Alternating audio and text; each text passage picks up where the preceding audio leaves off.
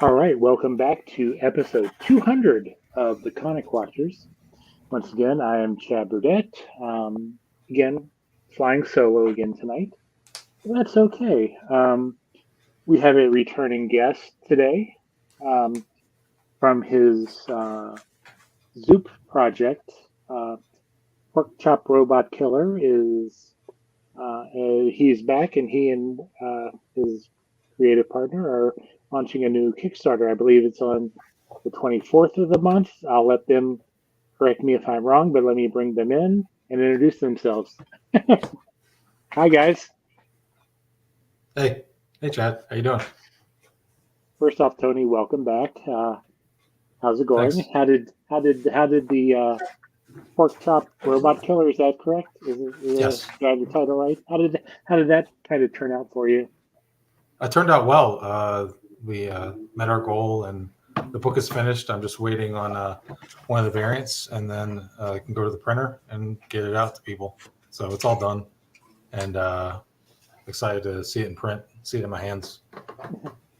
And who's your partner in crime here today? Hi, I'm Dave Crispino.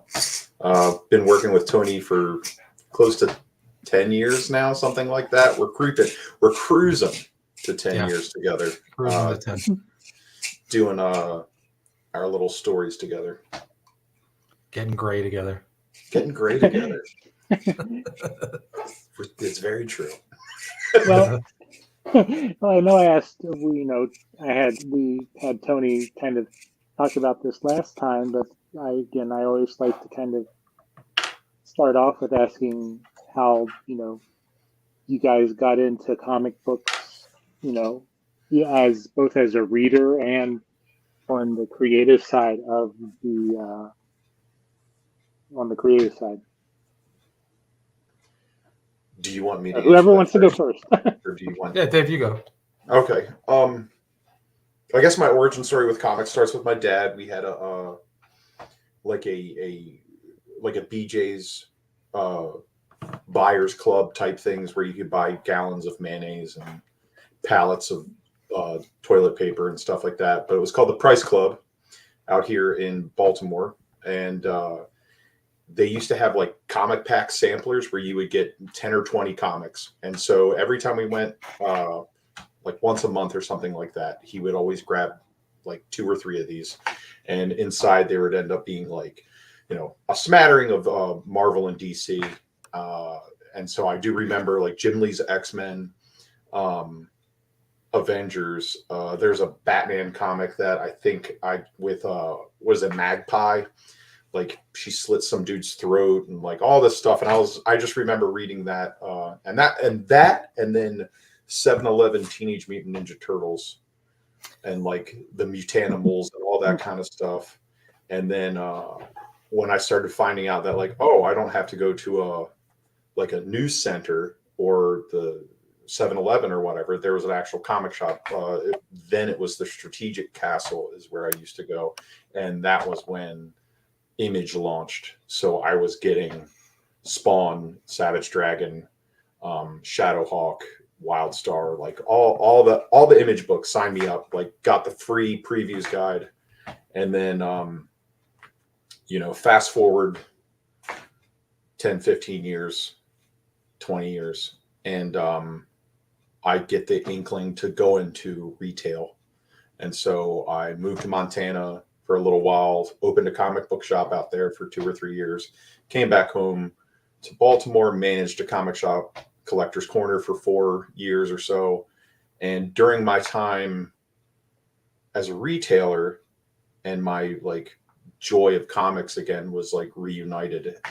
Or actually I started reading again around in my 20s. But anyway, like I started reading more and more to the point where I was like, I wouldn't mind having this as a creative output. Like I really wanted to express myself in a way. And so I started like drawing and dabbling and doodling. And but I was always like a sad, like kind of punk rock goth boy who wanted to write poetry to all of his ladies and You, be you, all like you boo still hooey. are. Yeah. And so and then creatively I was just like, I guess I'll just start writing. And I started writing comics around 2012 or so, and did a couple things without Tony, and then Tony and I met. We were introduced by our mutual friend Layla Del Duca, and we've been together ever since. Yep, inseparable. So Brothers from another mothers. so Tony, for I know again we talked. It was probably this summer. It was this summer. Yeah. But kind of for those who may have missed that episode, tell us a bit about your comic book journey. It's similar to Dave's in a lot of ways because it started with my father as well. Like he would take me to a newsprint shop every Sunday morning on the way to my grandparents' place, and he'd get a newspaper, and he'd let me get like one or two comics. This is back in like the early '80s, like yeah. So I was probably like 5, 6, so maybe like 81, 82, 83, around there. And it was what was on the shelves then, the Marvel DC stuff, the Batman stuff, the X-Men stuff. I was all about it, and then like when I got a little older, I found a comic shop in my town of West Palm Beach called Past, Present, and Future, and that's right when the image boom started that Dave mentioned. And I would go there because I was working by then, like having part-time jobs when I was 15, so I saved up my money and go get comics, and that's when I started getting into stuff that was bagged and boarded. I was like, oh, this Spawn #1 is going to be invaluable in 30 years. So I got like 10 of those, for like $75 a piece or whatever it was, or $50 a piece. But yeah, it kind of was like it's similar to Dave's, and it was just something like, as far as doing it, I just always drew comics. Like I always drew, and then once I found comics, I started drawing comics, and that's when I was like 5 or 6. So I was drawing dinosaurs when I was a kid, and then once I found out like, oh, you can tell stories with pictures and put them in like make little books, I was like, this is, well, what else would you want to do with your life? So that was kind of it. And then like ebbed and flowed. I was always interested in it. I always loved it. It's kind of like pro wrestling, like I was always into it even when I was a little kid.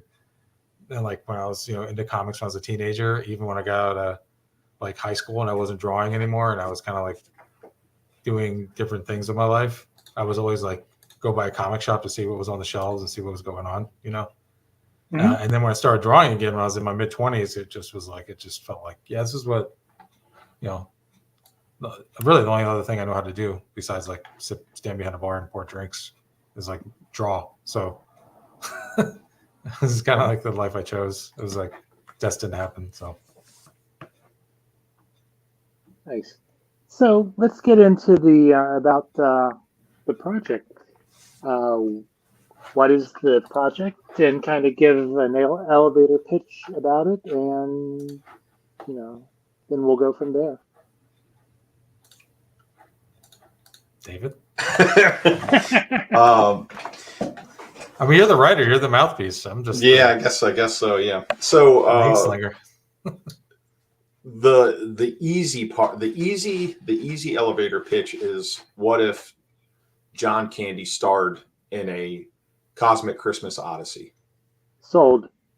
Right? Like Uncle Buck. For those of us who are over 35, we'll just say over 35. Like you say those things, and if you're a if you're a fan of that genre or that type of actor, whatever, Steve Martin Short, John Candy, SCTV, right? So you get all those friends, and that's essentially what we're doing is again, going back to my father, and I feel like this is sort of like a thing that Tony and I had always kicked around. We wanted to do like a weird John Candy book, and so Taft Sturgeon was that. Like Tony came to me with the name.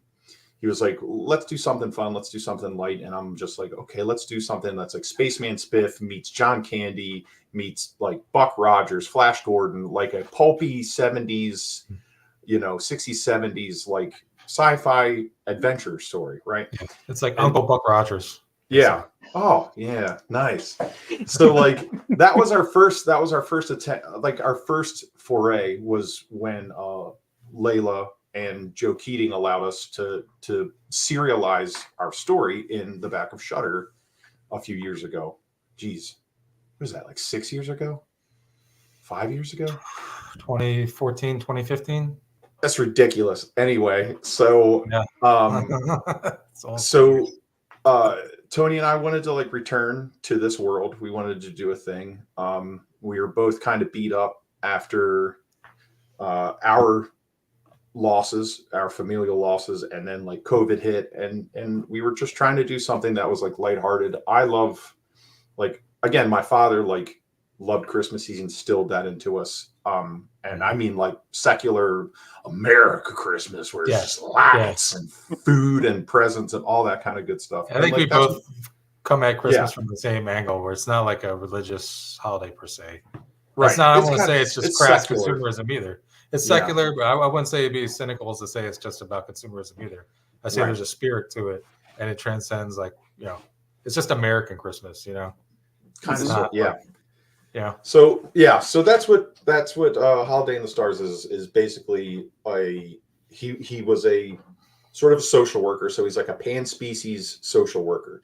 He helps people on the city of Joom, which is a caretaker city that's enveloped a cosmic space baby. So think of like, Galactus, but as an infant just floating around, and there's a city structures on him. Yeah, there's structures on him that are taking care of him, nourishing him, but they're also, it's a very symbiotic relationship. And at one point in time, even an exhaust. Yes. And so we'll probably tell a story where there are like the actual like cosmic entities. But so this is about Taft. He's on a caper. It doesn't go as he planned, he planned with his crew, Shanice and Gino. And what ends up happening is that he's feeling the weight of not only the failure of that case, but like of the year, and like how he doesn't feel like he's enough. There's a little bit of anxiety, a little bit of depression, but it's not a dark book. I'm just saying, like, that's where the character's coming from. And he's giving an opportunity by a robotics tycoon who's like, come over, consult, look at these robots that I want you to consult on, and we'll figure it out. And so Taft is like, whoa, like, I'm gonna, maybe this is like a turn of my luck. And then shenanigans and hijinks follow. And that's as far as I'll go with that, because there's a lot of like, but I mean, it's a Christmas book that he and I, it checks the marks, it checks the boxes, right? Like snow, Santa, North Pole, reindeer, like kindness, but joy. There's also aliens, and that's the other thing, is that AI. like there's all that kind of great stuff. And we wanted to tell a story that was fun, and I felt like new, and something that could, like, we can inject into the genre of like Christmas stories and holiday stories as like a sci-fi odyssey. Like, I think that that's something that I wanted to partake in, and I wanted to give to people who are kind of tired of like Hallmark movies, or even like movies that are a little bit like cynical with their emotions and a little bit like uncomfortable. And like, this is a thing where like Taft, like, and his crew like love each other. They're friends, they're family, and they want to care. And that's just something that I think we should all embrace and not be kind of icky about it. Ooh, crack a joke or whatever, Positive. Positive in our manly feelings, positive in our emotions. I cry at night. I'm not afraid to admit it. Yeah, I'm a big shower crier. Big shower crier. There you go. You have a good one in the shower. Mm-hmm. You can lie to yourself and tell yourself it's not tears. No, you tell yourself your tears, but you're scrubbing your body with your tears. Yeah, I would say I with David with we wanted to bring something a little wholesome to people, because I know like a lot of the stuff that him and I have done together and that I've done on my own, we're definitely tends to like a more adult audience. So it's nice to be able to do something that like I can give to my relatives and the senior citizens of my family, or like could bring to a school. I can bring it to a school or a library and like present it as something for all ages. It's not like I have to worry about anyone putting a disclaimer on it or anything like that. And it's nice to be able to do that. It's a nice balance to what we normally do too, because the other stuff that we've done has been more body horror, all ages, or not body horror, Lovecraftian, medieval stuff. We've done a bunch of other horror. I mean, we've done all kinds of stuff. So this is like a nice little reprieve from that, but also a way to explore like the softer side of our creative partnership, I think. And also like, there's cynical stuff, pessimistic stuff all over the place if you want it. So if you want something uplifting and a little more loving, then we got something for you. And I think it's perfect for the holidays because, there's definitely like when we were doing this story, there's definitely like we discussed like archetypes and beats that you have to have in a Christmas like movie or story, and we just tried to make sure we hit all those. Like David said, you get the Santa, you get the reindeer, and then you get like the mystery of the North Pole, and we include that, but it's also takes place in this like sci-fi world that we built with the first collection of Taft Sturgeon way back like almost a decade ago. And it's kind of nice to be able to kind of expand the universe that we created with that. It's been a fun journey. Yeah. So Dave, as a writer, who do you kind of see as your influences when you're not only this but your other stuff? Who are your influences? Or who has influenced your writing journey? Like comics wise, it's like Grant Morrison, Mike Carey, Jamie Delano, Neil Gaiman is somebody that's in there. Pat Mills. I like a lot of British folk. Rick Remender, Mark Waid. I like Stephen King a whole lot. David Lynch, Philip K. Dick, Robert E. Howard, Lovecraft. It's sort of your usual suspects. Michael Moorcock. What is it? Yeah. I can ship over my reading list to you if you want. who I consumed this year, but mostly stuff like that. Like because my day job, I'm a landscaper and I run equipment as well, so it's like I can digest books while running equipment. So I was just like listening to stuff all the time, and so right now I'm going through the King Arthur stuff. Was it like Pyle is the gentleman? Maybe like Sword and Stones type stuff, or oh yeah. I'll be going into Once and Future soon, but this is Howard Pyle is like King Arthur and all that kind of good stuff. And then prior to that, I was listening to what is it, The Green Cat, and that was the gentleman who does the Fafford and the Grey Mouser. Can you help me out here? I don't know. I know of it, but I don't know who you're talking about. I feel like a fool right now. That's okay. You're being Fritz Lieber. Oh yeah. Yeah. so I'm sorry. Sometimes when I get asked things, my brain just like. But yes, those are all the things that I've been digesting. Mm-hmm. Yeah. Philip K. Johnson, his Superman run has been like a really big inspiration for Taft Sturgeon. Yeah. So Tony, how was it kind of strange to kind of doing something like Pork Chop to doing something like this book, or is it easy for you to kind of shift your art or process with as the project warrants it? Yeah, I got to think of what I was working on when I started this. What else I was working on, because I'm usually always working on 2 or 3 things at a time, but in chunks. So I'll like take a week or 2 to focus on one project, and then take a week or two to focus on another until like, depending on like what stage of development the project's in. So I think I was finishing up something when we started Taft, but You were doing it wasn't Pork Pork Chop and the Kaiju book, I thought.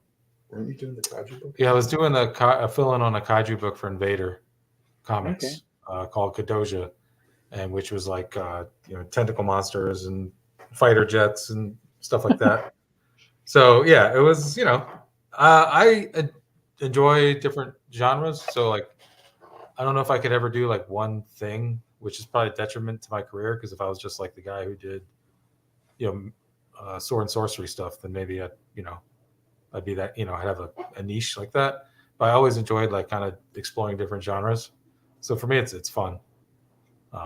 It keeps me from getting bored, because if you sit down and do something for too long, you can start to get a little like, I won't say bored, but like it becomes No, you got to keep it I fresh somehow. totally, A So little stagnant. understand.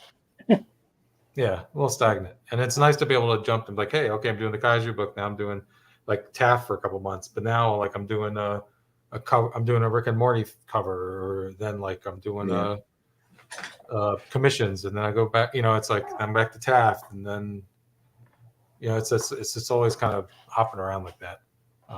So yeah, it's not difficult. It is the difficult part. I don't want to say it was difficult. The only really like extra work I had to do for this was like kind of revisiting the characters, like going back and looking at the first issue, and just examining the characters, making sure I was staying consistent with them.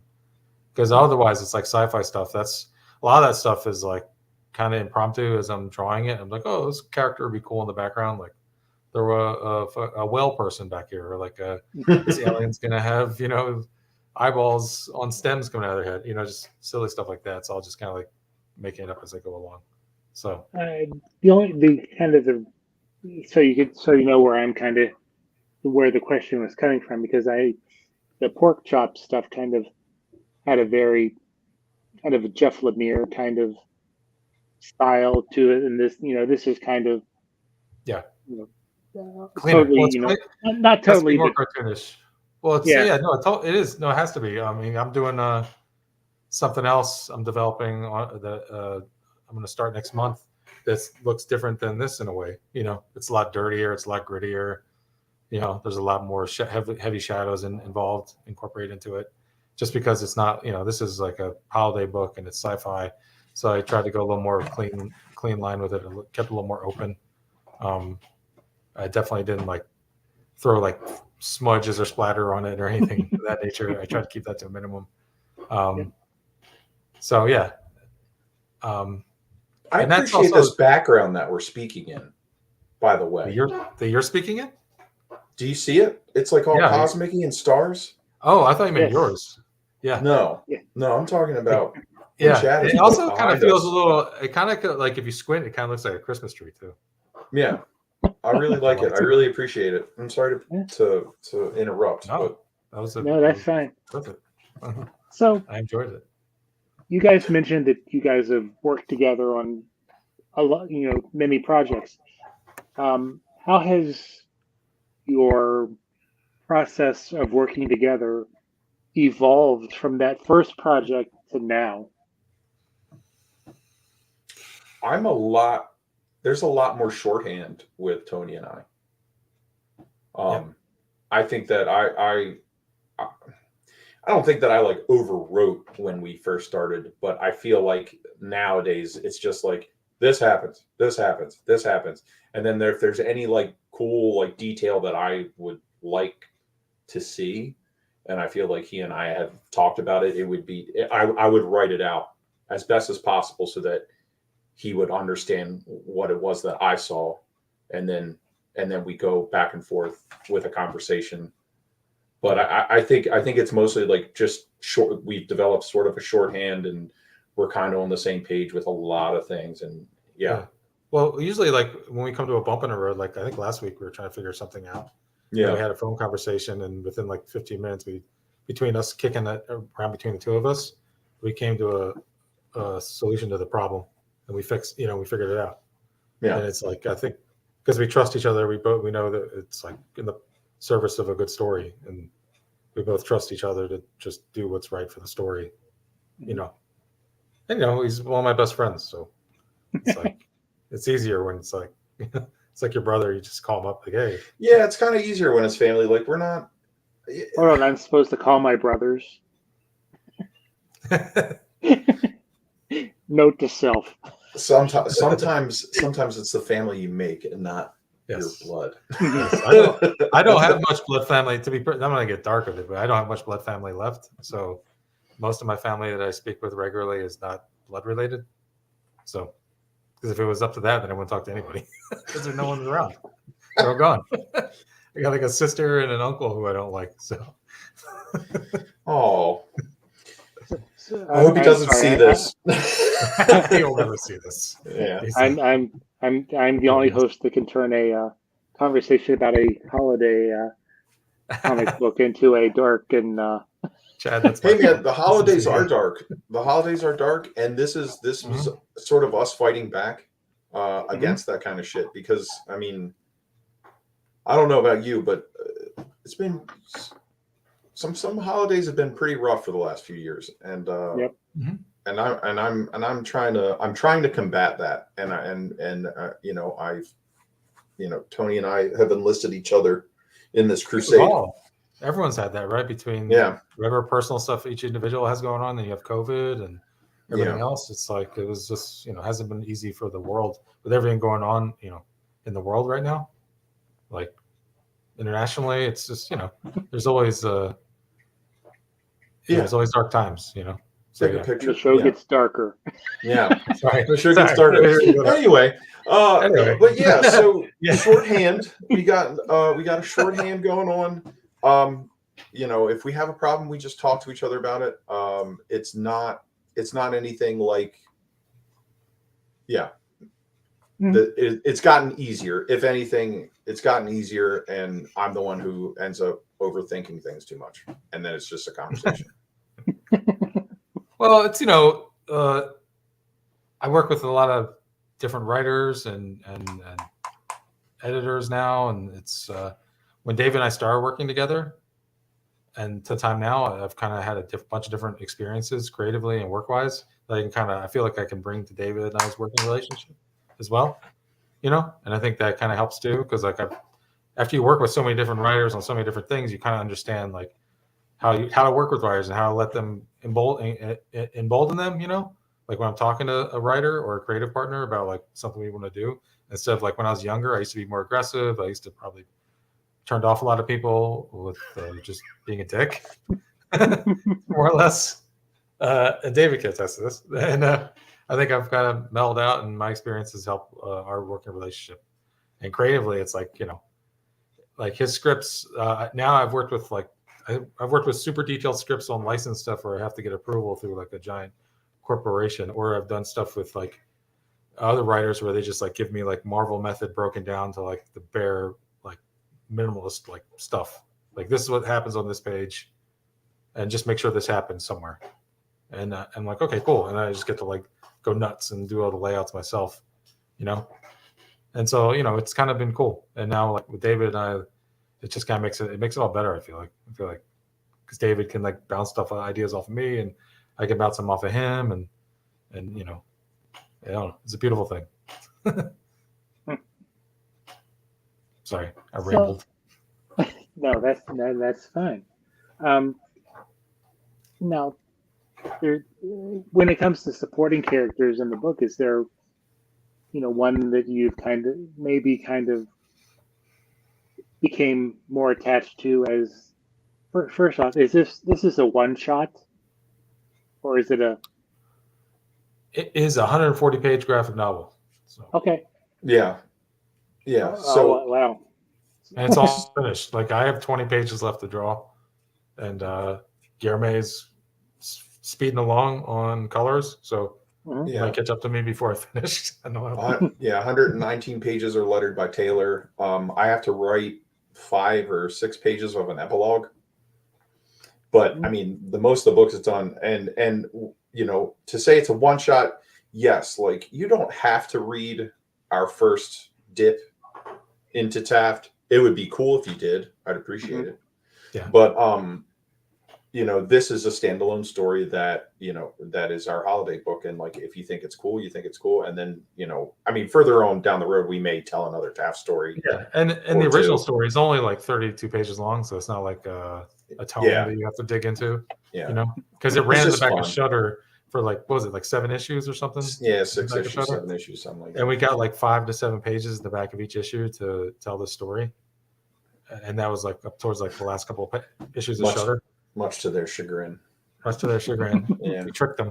And then, we'll take them all. And then we collected it and we kickstarted it as a 32-page one-shot. This is like in 2016, I think. 2015, 2016. And I have one around. We've kind of been, sitting on it, and we've done other stuff since then. So like, you don't have to read it to understand what's going on. All you got to know is that Taft's agent for an intergalactic child protective services agency. And he just goes around the universe, the galaxy, helping kids in need from different alien races, species all over the galaxy. But in this book, it's like post that first book, so he's like a private eye. In the first book, he's like, he's a private, he's a private dick. In the first issue, he works for this agency, this government agency, and then he decides to quit because he's tired of the bureaucracy and the red tape. And the end is just him like starting his own thing, like basically starting his own business, And we picked this up where it's like, maybe a year since after the first issue, where he's kind of like, or maybe a couple of years, maybe he's had some ups and downs. He's kind of like in a funk, he's kind of like in a rut, and it's the holidays. He's trying to catch this villain, the peddler, who's like a small time crook, who's like using elf on the shelves. He's selling elf on the shelves, but they're actually like coming alive and raiding people's houses when they're gone. And it's like aliens. They're aliens. They're little aliens, and they have the little elf on the shelf mask on. And you come the reveal in the ash can that we sent you is that they're aliens. These little aliens, and they have to. And that's just like the subplot, And then from there we get into the bigger plot, which introduces my favorite character in the book, which is Romulan Heffensworth, the villain. I loved him. He was fun to draw. He's a giant walrus man with a So to answer Cyclops that. visor. Yeah, that original question is probably like, the main antagonist has suddenly become like this like weird, like, oh, this is cool. Like, I like this guy a lot. I wouldn't mind seeing him in more books, but I think, we did a good job with the supporting cast. And like, we have like a kid who like helps out, and he's like super smart. He's like Data from the Goonies. Mm-hmm. That's Gino. Yeah, it's Gino. It's his little buddy. And then we borrowed Shanice from Uncle Buck, who is like, sort of like a rough around the edges, like, but she gets it done, and she's like, powerful. She's like the muscle, but she's also the heart. She's the muscle and the heart. Yeah, and she's not a dummy or anything. She's not. She's just she's way more she's way pragmatic, and she's like attack things head on. Which, if you know enough people like that, that's great. But then also that can be to their detriment sometimes. And Taft kind of like, a lot emotionally, like she has heart. I don't mean heart and like she's the emotional center, because Taft's like a big emotional baby most of the time, which is why I love him so much. But like she's like the heart, like the soul almost, like she's all heart, and she's loyal to Taft till the end of time, And it's a totally like platonic relationship. They're not romantically involved. She's she has her own thing, and they're just buddies who work together, which I think is really cool too, to have like a man and a woman in a book having a partnership, and it's not romantic. It's kind of cool, I think. So the Kickstarter launches on the 24th. Is that correct? Yep. Yeah, Black Friday. Yep. Oh, Black Friday. Okay. Yep. So are you able to kind of talk about the different reward levels that you guys will be offering? We will. The book, it's a great thing. We're not big tchotchke guys. Book. Tony you get book. You get the book. Tony will draw you a nice picture if you'd like a nice picture. You get in the book of various sizes. A couple of the pages will be for sale on the Kickstarter. I went through and found a bunch that we're going to put up, able to be purchased, and then if we maybe hit a stretch goal, I might release some more. We'll see. Mm-hmm. But Mm-hmm. it's a 140 page book. Not all of them are originals. Like some of them are half digital. So the ones that are all original that are like you could hang on your wall or have in a collection, I'm going to put up. And there's plenty more because there's 140 pages, so I have at least 100 of them that are able to. But also, like, you don't want to list 100 pages because you start to No. Yeah. like watch over. No. So yeah, And then it was a good chunk. we have add-ons too, and it's all like our stuff from the library and like like our previous back issues, our back issues. Yeah, might even like to have a Pork Chop Robot Killer signed copy. As well. And we're kicking around ideas of like stickers and pinups from our friends, like if they want to join us, and that would be cool. But mostly like we're no nonsense with our Kickstarters, and it's usually just like the book, and like it's a beautiful thing. It'll be a beautiful thing. Yeah, you probably get a digital PDF for the first issue along with it. It's probably like something that along those lines. If someone's interested in kind of brushing up before they dig into the graphic novel. Mm-hmm. And there'll also be some commission tiers on there for me as well if people want to get a commission.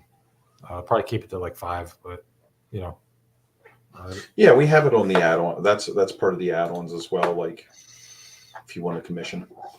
Yeah, but you get it in the book. So I think a 140 page graphic novel. That's like that's a big.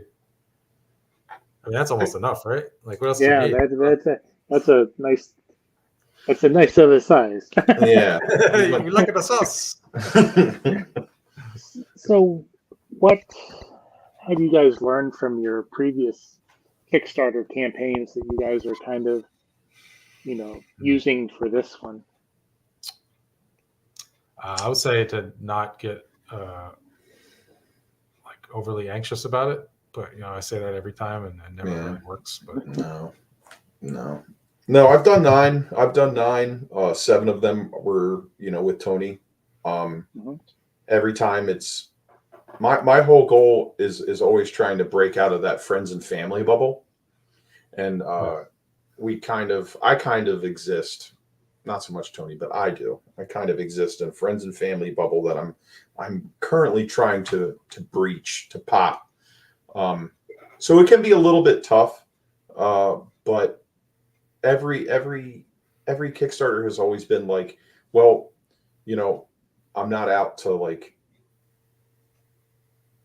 make a 6-digit like Kickstarter campaign, right?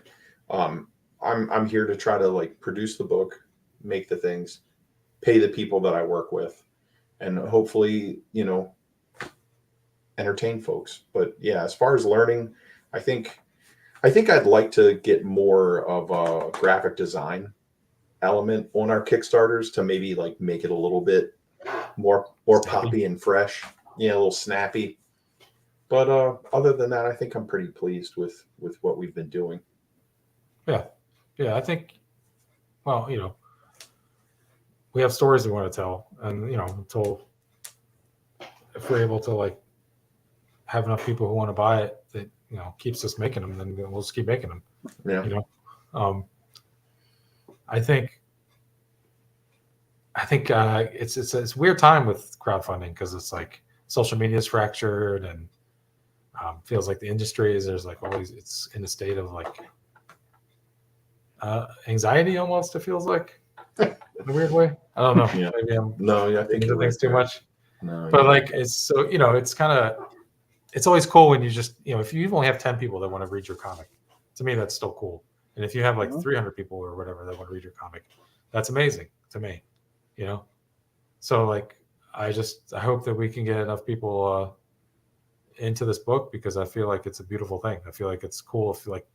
If you have children and you want to get them into comics, I feel like Taft Sturgeon is a really good way to do that because there's no coarse language, there's no explicit nudity or anything like that. There might be a little butt shot in the first issue, where he's in the shower. I drew like a part of his butt, but like not in a in like a funny way, like in a everyone thinks butts are funny.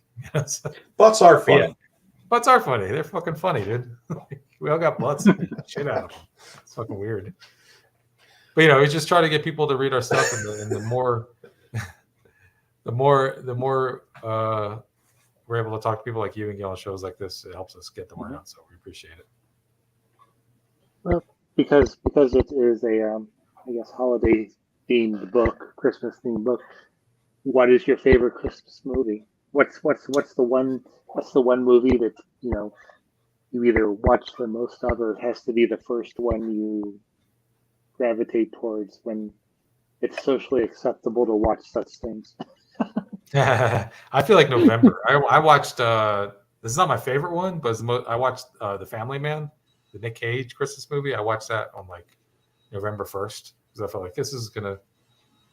It's holiday season for me. Like it's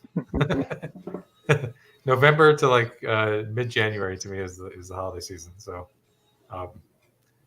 yeah, my favorite one. The one I watched the most was the one with the Christmas Story. The one, with you shoot your eye out, kid, because I used to play all the time. Oh, I know, sorry. I played Was on, that a little too? yeah. No, I know. I've seen it a bunch. And I'm over it, but I still will watch it every once in a while. Like every couple of Christmases, I'll pop it on just to check it out. I watched the sequel, and I did like the sequel. Yeah, I avoided it because I was I like the sequel better than the first one because it was kind of meta. Okay. It was very much so. Like the loop. Uh-huh. Yeah. All right, I'll check it out. I'll check it out this season. I avoided it. I'm like, that can't be good. I'm looking at it. No. I scroll past it. I'm like, yeah, I enjoyed it. I enjoyed it a lot. All right. Yeah. All right. Yeah. I'll give it a shot. I love, Charlie Brown Christmas is like the one I go to that every Christmas. I watch it. And I love Elf, and I love the old the Rudolph the Red-Nosed Reindeer. I love that one. Classic. I like that new Krampus that came out a couple years ago. That was fun. I really love that one. I haven't checked that one out. Yeah, it was good. It was good. Yeah, was Adam Scott in that? I think. Yeah. Yeah. And who played the Dennis Quaid or the Randy Quaid character? What's that guy's name?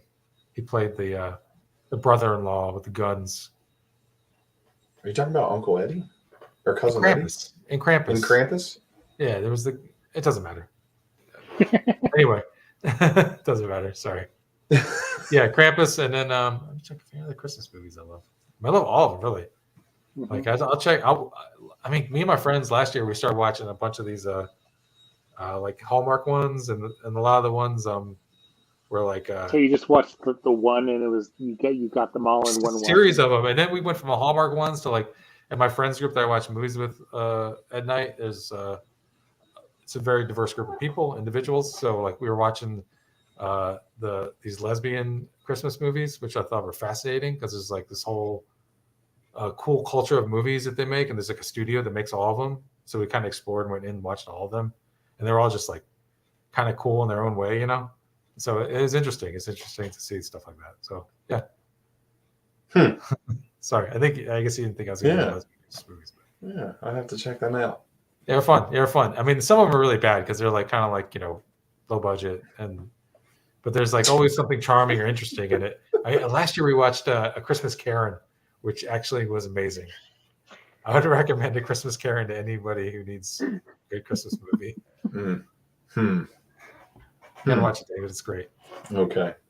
It's great. How about you, Dave? Elf, Christmas Vacation, are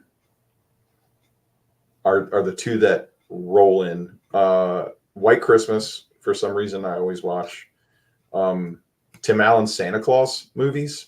No, they're always horrible, oh my god, I watched those last year. Always in rotation. God, the first always one, in rotation. The first one's charming, but everyone after that just gets like so weird. The show, the final one. The show isn't bad. I love Martin Short though, so he can't do anything wrong for me. Isn't like the new one like a series on Disney Plus now? It is, yeah. Season 2 came out. I have yet to watch season 2, or it started. And then we just like my wife and I, we just like explore, much like what Tony was saying is like, have we seen this? No. Have we seen this? No. What is it? There's like a Justin Long Hallmark movie-esque thing, but it's like comedic, satirical, but it has all the beats of a Hallmark movie, and he's just like a weirdo in it, and it's really great. Like he's like the country, but I don't know anything about none of that city living, and like, you know, trying to get like the lady. It's goofy, but yes. And I watch Fiddler on the Roof every year around December, and I can't tell you for the reason why, but it feels like I should. Mm-hmm. But it's also a depressing movie at times as well. Yeah. Yes. I watch The Shining every Christmas as well. I love The Shining. That's a Christmas movie. I'll go ahead and weigh in too. I mean, yeah, I was going to ask, what about you? Well, I love the Muppets Christmas Carol. Oh shit! Yes, absolutely. Heat wave. I watched that so much when I was a kid. That was I watched it last year, and it was still beautiful. Like it hit me in all the right spots. We finally showed Christmas. Yep. Now we want you to you're in a Muppets movie and you're Scrooge, but we want you to play it serious. Hell yeah, Michael Caine. I mean, my son, he's 7 years old, and he has become a fan of Christmas Vacation. Last year we were pulling out of our neighborhood, and I guess I pulled out a little too fast because we were on our way to look at Christmas lights. And he goes, "Dad, you got to be careful. I don't want to spend the holidays dead." But but if I had to pick a favorite one, it's probably an off the wall one, The Ref. Yeah. Oh yeah. Yeah. Yeah. Hell yeah. That's a good one. Yeah, I like The Ref. I'll here in Missoula, I go to a friend's house on the holidays for like Thanksgiving and Christmas. And so on Christmas we watch The Ref, and on Thanksgiving we watch Home for the Holidays with Is that Jodie Foster Jr.? No, it's But she direct it? She directed it. It's Robert Downey Jr. And it was filmed down the street. Oh really? Yeah, man. Really? I love that movie. Yeah, we watch it every Thanksgiving, and it's at Tim's house, and it's nice. Yeah, I love that movie. Yeah, the movie like it makes me tear up at the end every fucking time. I watch it every year. It's like I know what's coming. It's just I get it. Yeah.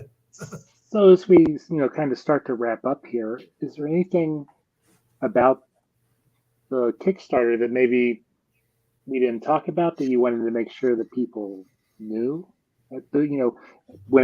Before it launches on the 24th.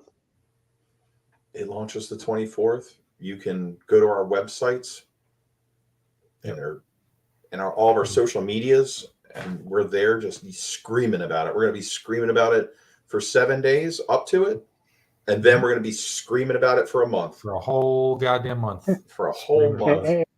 What are those social medias? So you can find me, David Crispino, on Twitter, on Instagram, on Blue Sky, on Facebook. And then I have a website that's davidcrispino.com. And you could go to my link tree that's like at David Crispino there. Yeah, it's all the David Crispinos of the world. And you could just go there. And I even started a little Patreon today. So if somebody feels like giving me $1, heck yeah. How about you, Tony? I'm on Twitter at Tony Gregori. I am on Instagram at Tony Gregori, TOEKNEE. I'm also on Blue Sky, Tony Gregori, TonyGregori, and also like if you find me on any of those on like Twitter or Instagram, there's links to like my Tumblr, which I post a lot of artwork on my Tumblr But yeah, I post more art on Tumblr and Instagram than I do on Twitter. I feel like Twitter posting art, it's sometimes it's like screaming into a void, where it's like, especially since we got taken over a year or so ago. You got a hold of me. You got a hold of us for the show. Screaming Yeah. into that void. Yeah, no. Well, it works. Like, I think if you get direct communication with people, people or you follow each other, but like sometimes to get any sort of like eyeballs on art, it's hard. If you're doing something independent. Like I'll draw like I drew an Agent Venom on this Pouchtober thing for October, and it got like thousands of likes. But then I'll like share original character, and it's not it's crickets. So yeah, I was gonna say I think I just saw it's like, I don't know, whatever. It's like, 10-year anniversary on Twitter, and it's just like, man, the only people who like my shit are like Tony and my friend Mike Riley, and that's it. It's like, well, I will find you on Twitter, and I will give you. I think I think most of the people who follow me end up muting me because I'll end up like be yelling about sports or something, and I think there's like, fins up, bobba da poopy, fins up, bobba da bobba da bop. Fins up. But yeah, all right. I'm on those social medias, so you can find me there. Well, I want to thank you guys. Thank you, Tony, for reaching out and letting us know that you guys had the project coming up. And as always, you guys are always welcome back. I think, Tony, the third time you appear on the show, you get like some special prize. I don't know. Like a jacket? Like a gold jacket? Yeah, I was going to say, you get like a sweet-ass jacket. Maybe a nice watch. Ooh, maybe a necklace. But once the project launches, we'll definitely keep this interview. I'll make sure this interview gets posted to the crowdfunding corner, and we'll, track the success of the campaign and keep it out there in the social media. Hopefully, out in that void, we'll be screaming into the void for you. Thank you. Thank you. Appreciate it. So again, thank you. You both are welcome back anytime, and you can follow us at Comic Watch HQ on X. I think it's this Comic Watch HQ on Blue Sky, and comicwatch.com. So again, I want to thank you guys for joining me, and we'll talk soon.